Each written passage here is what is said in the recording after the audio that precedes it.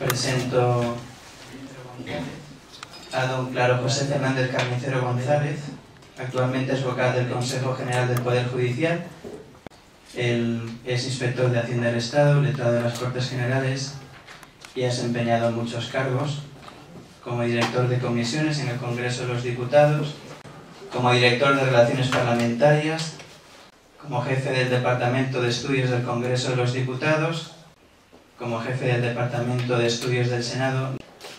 Ha sido también subsecretario de Medio Ambiente y en esa condición coordinó el Seminario Internacional sobre Quality Management in Public Administration. Como otras actividades, se puede decir que es profesor de Derecho Constitucional. Lo ha sido durante 4 años en el Colegio Universitario Luis Vives, de la Fundación Universitaria San Pablo CEU. Presidente de la Fundación Cultural Tomás Moro hasta enero del 2007. Ahora es uno de los miembros de su patronato.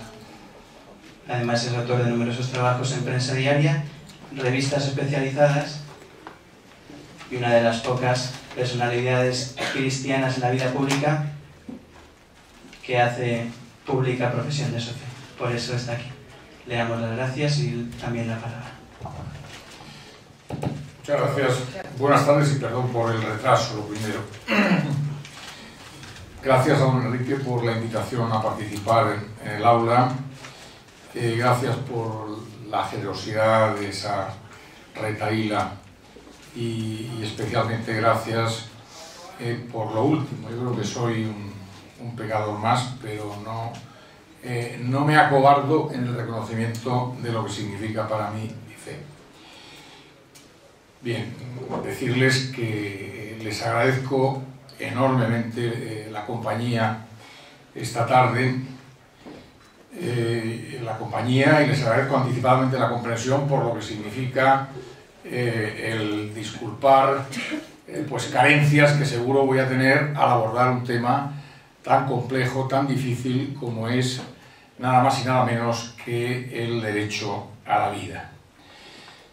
Sin más preámbulos, la primera reflexión que se me ocurre es que en una primera aproximación a lo que significa precisamente el derecho a la vida, cada uno de nosotros se podría preguntar con un cierto asombro si es que alguien se puede atrever a negarnos el derecho a vivir nuestra vida, la vida de cada uno, puesto que nuestra vida es la expresión más directa de nuestra propia e intransferible realidad.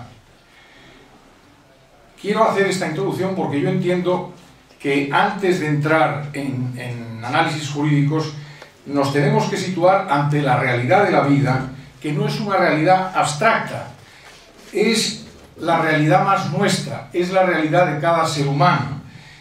Vuelvo a repetir, es nuestra propia vida, es nuestro yo más singular, ese presupuesto, ese soporte del que no podemos prescindir, porque de ese soporte, de que ese soporte sea real, depende todo lo que podamos ser, todo lo que podamos hacer.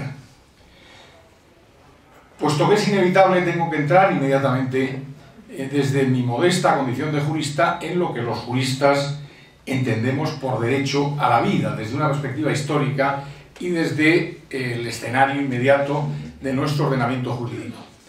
Desde una perspectiva histórica, por mi deformación como estudioso del derecho constitucional, pues tengo en este momento que acudir a la invocación que a la vida hace nada más y nada menos que la Declaración de Derechos de Virginia de 1776, que está en el origen de la independencia misma, aunque esta es una declaración distinta, de los Estados Unidos. El primer derecho que la Declaración de Virginia reconoce es justamente el derecho, traduzco literalmente, a disfrutar de la vida, a disfrutar de ella, además del derecho a la felicidad.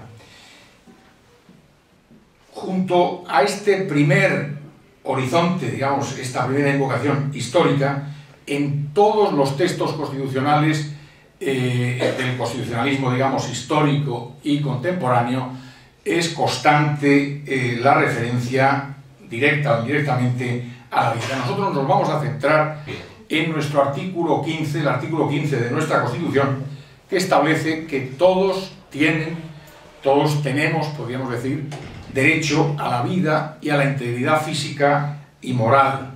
Son dos derechos distintos, dos derechos complementarios, pero una cosa es el derecho a la vida y otra cosa es el derecho a la integridad física y moral. Añade la Constitución, sin que en ningún caso puedan ser sometidos a tortura, ni a penas o tratos inhumanos o degradantes. El corolario, la conclusión, es que queda abolida la pena de muerte, con la excepción que la Constitución hace respecto de las leyes militares. Tiene también mucha importancia, porque los juristas que creen en el derecho le han dado de alguna manera valor materialmente constituyente el que nuestro Código Civil, en su artículo 29, reconozca también el valor que tiene la vida cuando, después de decirnos que el nacimiento determina la personalidad, añade que el concebido se tiene por nacido para todos los efectos que le sean favorables, con los requisitos de que nazca el feto con figura humana y que viva 24 horas separado del seno del claustro materno.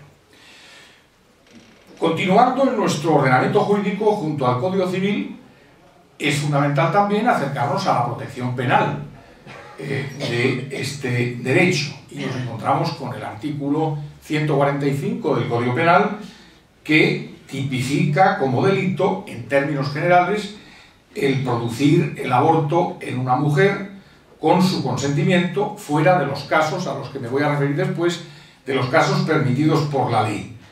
Es igualmente delito la conducta de la mujer que produzca su aborto o consienta que otra persona se lo cause.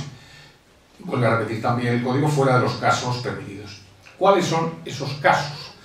Pues los juristas los conocen perfectamente y seguro que la mayoría de ustedes también los conocen. Bien, esta despenalización del aborto, ahora les comentaré el momento en el que estamos, aparece recogida en el artículo 417 bis del anterior Código Penal, del Código Penal de 1973, que se mantiene vigente tras el actual. Estos se refieren a esos tres supuestos: el primero, de peligro para la vida o salud física o psíquica de la embarazada, dictaminado médicamente y con la correspondiente intervención clínico-médica. En segundo lugar, que el embarazo sea consecuencia de un delito de violación, siempre que el aborto, este es el requisito, se practique dentro de las 12 primeras semanas de gestación y que, por supuesto, el hecho penal hubiera sido denunciado. Y tercero, que se presuma que el feto habrá de nacer, se presuma y se pruebe médicamente, con graves taras físicas o psíquicas. Aquí el requisito es que siempre que el aborto se practique dentro de las 22 semanas de gestación, con los requisitos igualmente de los correspondientes dictámenes y asistencia médico-sanitaria. No necesito comentar en detalle la aplicación de estos supuestos de despenalización, concretamente del primero. Todos somos conscientes, por decirlo de una manera lisa y llana, que el de riesgo para la salud física y sobre todo psíquica ha sido un auténtico coladero. Esto ha supuesto una desprotección de la vida, del derecho a la vida, que en mi opinión va más allá de la condición estrictamente formal de persona, va desde el origen de la vida. Cuando la vida se está gestando, ¿cómo se va a desproteger? Si es precisamente la situación más débil, y vuelvo al espíritu que subyace en el artículo 29 del Código Civil. Pues bien, que ha sido un coladero en cuanto a que con la invocación del riesgo a la salud psíquica, pues se han permitido verdaderas aberraciones, y no necesito citar casos concretos, creo que eso está en la mentalidad de todos.